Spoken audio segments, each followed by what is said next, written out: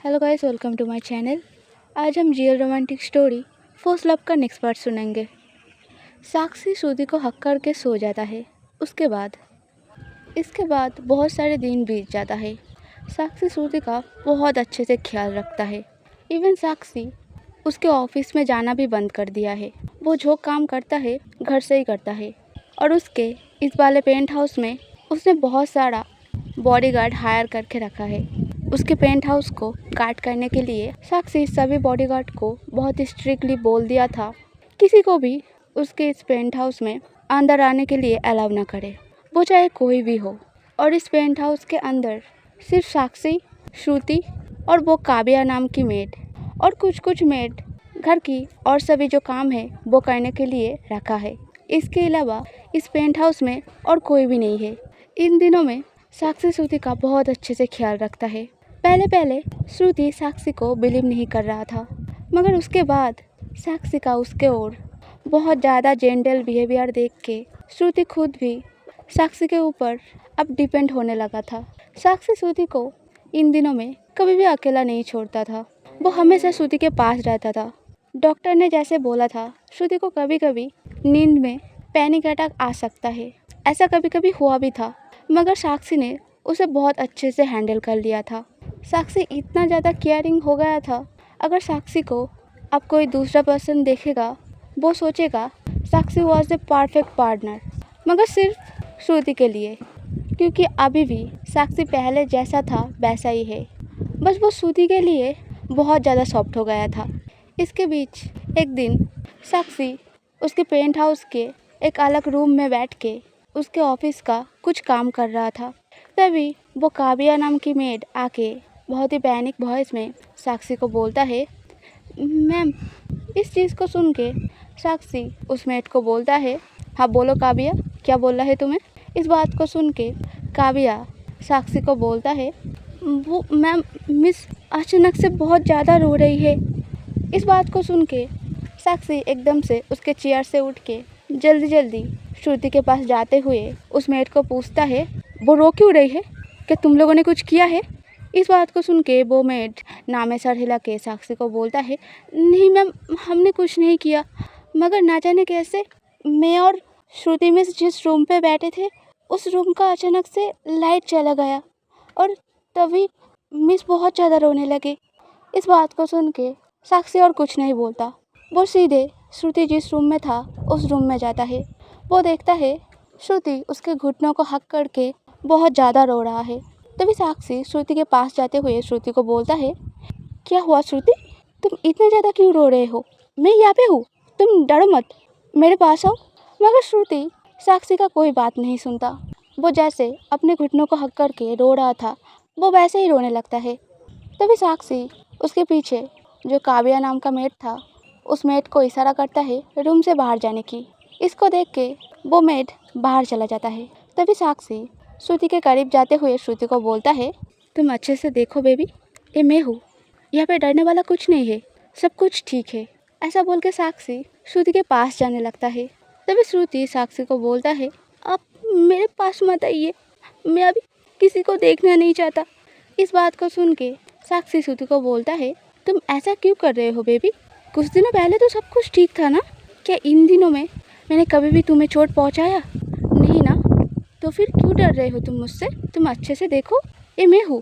ऐसा बोल के साक्षी श्रुति के पास जाके श्रुति के दोनों चिक को उसके दो हाथों से बहुत ही प्यार से पकड़ के श्रुति को बोलता है, तुम्हें अंधेरे से डर लग रहा है ना, तुम अपना आंखें बंद कर लो, जब आंखें खोलोगे तब देखोगे सब कुछ ठीक हो गया है, तुम मुझ पर बिलीव करते हो ना। इस बात को सुन के श्रुति एकदम से बोलता है, नहीं, मैं आप पे बिलीव नहीं करता, आपने झूठ बोला था, आपने बोला था आप मेरे नानी को मेरे पास ला के दोगे, मगर आपने तो नहीं ला के दिया। इस बात को सुन के साक्षी हल्के से मुस्कुरा के श्रुति की तरफ देख के बोलता है, ठीक है, तुम्हें मेरे ऊपर बिलीव नहीं करना होगा, मगर तुम एक बार अपनी आंखें बंद करके तो देखो, जब आंखें खोलोगे तब सब कुछ ठीक हो जाएगा, ये मैं तुमसे प्रॉमिस करता हूँ। इस बात को सुन के श्रुति ना चाहते हुए भी उसका आंखें बंद कर लेता है। तब साक्षी बहुत ही प्यार से श्रुति को उसके गोदी में उठा के लिविंग रूम में जाके एक सोफे पे बैठ के श्रुति को उसके गोद में बिठा के उसके पीठ पे थपथपाते हुए बोलता है, अब आंखें खोलो, देखो सब कुछ ठीक है ना अब। जब श्रुति उसका आंखें खोलता है उसे दिखाई देता है चारों ओर बहुत ज़्यादा रोशनी है। वो उसका फेस साक्षी के सीने में छुपाते हुए बोलता है, मगर आपने मुझसे झूठ बोला, आपने बोला था। तभी साक्षी श्रुति के बात को काटते हुए बोलता है, हाँ मैंने बोला था मैं तुम्हारे नानी को तुम्हारे पास ला के दूंगा, तो मैं उन्हें सच्ची में तुम्हारे पास ला के दूंगा। इस बात को सुन के श्रुति साक्षी की तरफ देख के बोलता है, मगर कब कब ला के दोगे आप। इस बात को सुन के साक्षी श्रुति को बोलता है, बहुत जल्द, बस थोड़ा सा वेट कर लो। ऐसा बोल के साक्षी श्रुति के पीठ पे फिर से थपथपाने लगता है। ऐसे पीठ पे थपथपाने की वजह से एक टाइम पे श्रुति साक्षी के गोद में ही सो जाता है। जब श्रुति साक्षी के गोद में चैन से सो रहा था तभी साक्षी उस काव्या नाम की मेड को उसके पास बुला के उस मेड को पूछता है, श्रुति टाइम पे दवाई खा रहा है ना। इस बात को सुन के वो मेड बोलता है, मैंने तो मिस को दवाई दिया था और वो खा भी रहे थे, मगर 2-3 दिन हो गया मैं जब मिस को दवाई देता हूँ मिस बोलते हैं मैं खा लूँगा, तुम जाओ, इसलिए मुझे अच्छे से नहीं पता कि वो दवाई खा रहे हैं कि नहीं। इस बात को सुन के साक्षी थोड़ा सा गुस्सा होकर बोलता है, मैंने तुम्हें एक काम दिया था, श्रुति का अच्छे से ध्यान रखना, तुम वो भी ठीक से नहीं कर पाए। तुम्हें लगता है तुम उसे ऐसे ही दवाई दे दोगे और वो खा लेगा। तुम इतना ज़्यादा केयरलेस कैसे हो सकते हो काव्या। इस बात को सुन के काव्या वहाँ पे चुपचाप खड़ा रहता है। तभी साक्षी उसके गुस्से को शांत करता हुआ बोलता है, ठीक है तुम जाओ। जब साक्षी श्रुति के फेस की तरफ देखता है, श्रुति बहुत ही क्यूटली साक्षी के सीने में उसके सर को रख के सो रहा था। तभी साक्षी श्रुति के फेस में उसके एक हाथ को कार्स करते हुए बोलता है, तुम इतना ज़्यादा मुझे परेशान क्यों कर रहे हो श्रुति। अगर तुम टाइम पे दवाई नहीं खाओगे तो तुम कैसे ठीक होगे। अब मुझे लगता है तुम्हारा हर एक चीज़ का ख्याल मुझे ही रखना पड़ेगा। ऐसा बोल के साक्षी बहुत ही प्यार से श्रुति के लिप पे किस करता है। इन दिनों में साक्षी ने एक बार भी श्रुति के साथ वो सब कुछ नहीं किया। इसी वजह से जब साक्षी श्रुति के लिप पे किस करता है उसका क्रेविंग श्रुति को पाने के लिए और भी बढ़ जाता है। वो श्रुति के रेड लिप के तरफ देख के बहुत ही ज़्यादा क्रेविंग फील करता है। उसे लगता है वो श्रुति को फिर से एक बार किस कर ले। वह ऐसा कुछ सोच ही रहा था तभी उसके फ़ोन पे कोई फ़ोन करता है। साक्षी उसके फ़ोन को पकड़ के बहुत ही रूडली उस पर्सन को बोलता है, हाँ बोलिए आपको क्या चाहिए आप। इस बात को सुन के दूसरी तरफ से साक्षी का मॉम साक्षी को बोलता है, साक्षी तुम्हारा ये कैसा बिहेवियर है अपनी माँ की तरफ। इस बात को सुन के साक्षी बोलता है, मुझे कुछ समझ नहीं आया, आप क्लियरली बोलेंगे तो शायद मुझे कुछ समझ आए। इस बात को सुन के साक्षी का मॉम बोलता है, अच्छा तुम्हें समझ नहीं आया, यह तुम नाटक कर रहे हो। तुमने अपने गार्ड को बोला मुझे बेसमेंट में बंद करने के लिए। अगर उस समय पे तुम्हारा पापा नहीं आते तो तुम मेरे साथ क्या करते। इस बात को सुन के साक्षी एक बार स्विंग करके उसके मॉम को बोलता है, आपको लगता है मॉम डैड आए हैं इसी वजह से मैंने आपको छोड़ दिया है, तो आप गलत सोच रहे हैं। आप मेरे मॉम है, शायद इसी वजह से मैंने इस बार आपको छोड़ दिया है। अगर मुझे आपके साथ कुछ करना होगा तो उस चीज़ में मुझे डैड भी रोक नहीं सकते। तो अपने हस्बैंड के बारे में ज़्यादा तारीफ मत कीजिए।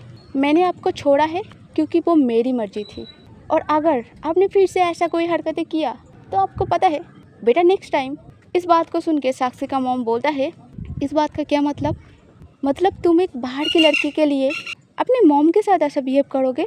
इस बात को सुन के साक्षी बोलता है, बाहर की लड़की नहीं है मॉम, वो मेरी वाइफ है, तो अपना बात थोड़ा सा सोच समझ के कीजिए।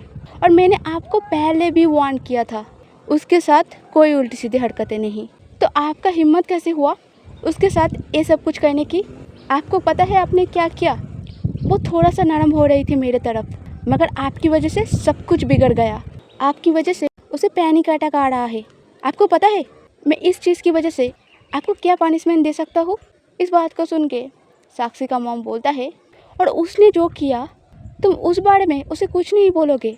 इस बात को सुन के साक्षी बोलता है, नहीं मैं इस बारे में उससे कुछ नहीं बोलूँगा, और वो मेरी वाइफ है, उसका जो मर्जी वो मेरे साथ कर सकती है। मैंने उसे वो परमिशन दिया है, और आप प्लीज़ मेरे पर्सनल मैटर पे मत पड़िए। और ये आखिरी बार है जो मैंने आपको छोड़ दिया। अगर नेक्स्ट बार आपने ऐसा कोई हरकतें फिर से करने की कोशिश भी किया आपको पता है मैं कितना नीचे गिर सकता हूँ। मैं दूसरी बार भी नहीं सोचूंगा कि आप मेरे मॉम हो। इस बात को सुन के साक्षी का मॉम चीख के बोलता है, साक्षी तुम अपना जबान संभाल के बात करो। मुझे रिग्रेट हो रहा है कि मैंने तुम जैसे लड़की को जन्म दिया। इस बात को सुन के साक्षी उसके मॉम को बोलता है, प्लीज़ मॉम थोड़ा सा धीमे से बात कीजिए। आप बहुत लाउड लाउड बोल रहे हैं और अगर आपको कुछ नहीं बोलना तो आप अपना फ़ोन रख सकती है। मुझे आपके साथ कोई बात नहीं करना, इवन मुझे किसी के साथ भी कोई बात नहीं करना। जब मुझे करना होगा कुछ, मैं वो काम में करके दिखा दूंगा। साक्षी और उसके मॉम के इतना ज़ोर ज़ोर से बात करने की वजह से श्रुति का पल के हल्के हल्के से हिलने लगता है। इस चीज़ को देख के साक्षी उसके बड़े बड़े हाथों से श्रुति के सर पे बहुत ही प्यार से हाथ फिराते हुए बोलता है, डोंट वरी बेबी, कुछ नहीं हुआ। ऐसा बोल के वो उसके मॉम का फ़ोन काट देता है। तभी लिविंग रूम में जो टीवी रखा था उसके न्यूज़ चैनल में एक न्यूज़ चल रहा था, जहाँ पे सक्सेना रिपोर्टर के सामने फूट फूट के रोते हुए बोल रहा था, मुझे पता है मेरी बेटी क्यों नहीं मिल रहा है और किसने ये किया है, मगर मेरे बात पे कोई बिलीव ही नहीं कर रहा है। उस साक्षी और उसका फैमिली, वो लोग सिर्फ रिच है, इसी वजह से वो बच जाएंगे। और भी बहुत सारा कुछ बोल रहा था। तभी साक्षी रिमोट से टीवी बंद करके एक टेबल से मुस्कान दे के बोलता है, ये तो बस स्टार्टिंग है, अभी से इतना ज़्यादा रो रहे हो। मेरे साथ इतना ज़्यादा मिस करने के पहले ये सब सोचना चाहिए था। अब सोच के क्या फ़ायदा, और अब रो के भी कोई फ़ायदा नहीं है। ऐसे करके फिर बहुत सारे दिन बीत जाता है। श्रुति का बॉडी अब पहले से बहुत ज़्यादा नॉर्मल हो गया था। ये मेडिसिन की वजह से भी था और साक्षी का श्रुति की तरफ केयर की वजह से भी। साक्षी पर्सनली श्रुति के सारे काम कर रहा था। श्रुति को नहलाना, श्रुति को खिलाना, इवन खाने के बाद अब दवाई भी साक्षी श्रुति को खिला रहा था, क्योंकि श्रुति के हाथ में दवाई देने से श्रुति हमेशा बोलता है बाद में खाएगा। उसके बाद जब दवाई दे के कोई चला जाता है, वो खिड़की से वो दवाई फेंक दे रहा था। इस चीज़ को देख के साक्षी अब श्रुति को उसके सामने बिठा के दवाई खिलाता है। श्रुति और साक्षी का रिलेशनशिप भी अब पहले से बहुत ज़्यादा बेहतर हो गया था। श्रुति साक्षी से अब उतना भी नहीं डरता था। हाँ, एकदम नहीं डरता था ये तो नहीं कह सकते, मगर वो पहले साक्षी को जितना ज़्यादा हेट करता था और उससे डरता था, अब वैसा कुछ भी नहीं है। श्रुति साक्षी के साथ अब बहुत ही कंफर्टेबली रहता है। तभी एक दिन जब श्रुति काव्या के साथ बैठ के बहुत सारे बातें कर रहा था, साक्षी पीछे से आके श्रुति को टाइट से हक कर लेता है। इस चीज़ को देख के वो काव्या वाला मेड अपने सर को बो करके बाहर से चला जाता है। तभी श्रुति साक्षी को बोलता है, आप ये क्या कर रहे हैं? तभी साक्षी श्रुति को बोलता है, कुछ भी तो नहीं। ऐसा बोल के साक्षी एकदम से श्रुति को उसके गोदी में उठा के उसके आँखों में उसके एक हाथ को रख के उसके आँखों को कवर करके बोलता है, मेरे साथ चलो। जब साक्षी श्रुति को कार से कहीं पे ले जा रहा था, तभी श्रुति घबरा के साक्षी के शर्ट को क्लिंच करके पकड़ के बोलता है, आप मुझे कहाँ पे ले जा रहे हैं? इस बात को सुन के साक्षी श्रुति को बोलता है, कहीं अच्छी जगह। क्यों, तुम्हें डर लग रहा है? इस बात को सुन के श्रुति साक्षी को बोलता है, नहीं मुझे डर नहीं लग रहा है, मगर प्लीज़ आप आपका हाथ मेरे आँखों से हटाइए। इस बात को सुन के साक्षी श्रुति के फोrehead में किस करके श्रुति को बोलता है, मुझे पता है तुम्हें अंधेरे से डर लगता है, मगर हमेशा अंधेरा बुरा नहीं होता। कौन जाने जब तुम आंखें खोलोगे तुम्हें कुछ अच्छा दिखने को मिलेगा। इस बात को सुन के श्रुति साक्षी को बोलता है, मगर फिर भी आपका हाथ मेरे आँखों से हटाइए, मुझे ऐसे रहना बिल्कुल भी पसंद नहीं। इस बात को सुन के साक्षी श्रुति को बोलता है, तुम मुझ पर बिलीव करते हो ना? इस बात को सुन के श्रुति एकदम से उसके सर को ना में हिलाते हुए बोलता है, नहीं मैं आप पे बिलीव नहीं करता, आप प्लीज़ आपका हाथ हटाइए मेरे आँखों से। इस बात को सुन के साक्षी एक बार मुस्कुरा के श्रुति को बोलता है, इसको लेके तुमने 2 बार कहा तुम मुझ पे बिलीव नहीं करते। मैं तुम्हारे लिए इतना कुछ कर रहा हूँ और तुम मेरे ऊपर बिलीव नहीं कर सकते, ये तो बहुत बुरी बात है श्रुति। तुम्हारे इन सारी बातों से मुझे हर्ट होता है कि तुम्हें पता है। इस बात को सुन के श्रुति उसके लिप को वाइट करके चुपचाप बैठा रहता है। तभी साक्षी श्रुति को बोलता है, देख लेना मैं तुम्हें एक दिन मजबूर कर दूंगा मेरे ऊपर बिलीव करने के लिए। तुम खुद बोलोगे मुझे कि तुम मुझ पर बिलीव करते हो। ऐसा बोल के साक्षी श्रुति को उसके गोद में उठा लेता है। जब कार रुकता है, साक्षी श्रुति को उसके गोद में ही लेके कार से बाहर निकल आता है। कुछ देर बाद जब साक्षी श्रुति के आंखों के सामने से उसका हाथ हटाता है, श्रुति को दिखता है वो साक्षी के मेंशन पे है, जिस मेंशन में वो लोग पहले रहते थे। उस मेंशन को देख के श्रुति एकदम से घबरा जाता है। वो बहुत ज़्यादा डरने लगता है, उसका हाथ पैर भी कांपने लगता है। वो साक्षी की तरफ देख के साक्षी को बोलता है, अब मुझे यहाँ पे क्यों लाए हैं?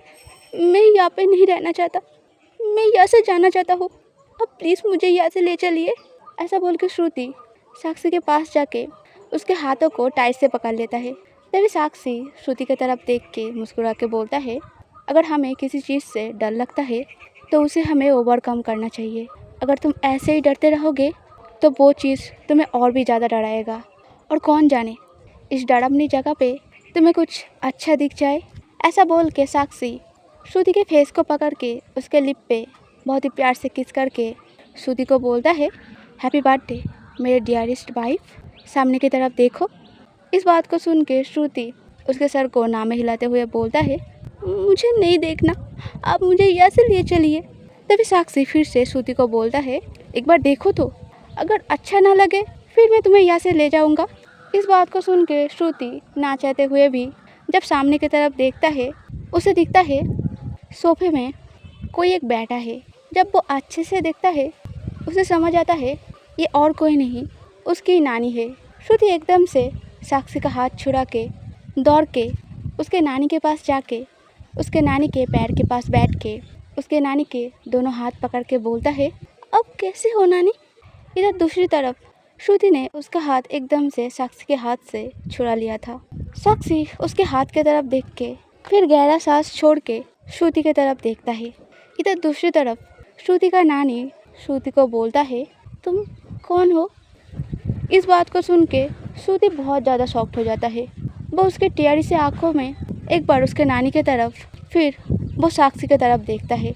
इस चीज़ को देख के साक्षी श्रुति के नानी के पास आके उसके घुटने पे बैठ के श्रुति के नानी को बोलता है, अब मुझे पहचान पा रहे हो ना। इस बात को सुनकर श्रुति का नानी उसका सर हाँ में हिला के बोलता है, हाँ मैं तो तुम्हें पहचानता हूँ, मैं तो तुम्हें उस दिन देखा था। तभी श्रुति उसकी टेढ़ी सी आंखों में साक्षी की तरफ देख के बोलता है, वो आपको पहचान रहे हैं तो मुझे क्यों नहीं। आज के लिए इतना ही। अगर स्टोरी पसंद आए लाइक करना, कमेंट करना, सब्सक्राइब करना। Okay bye bye.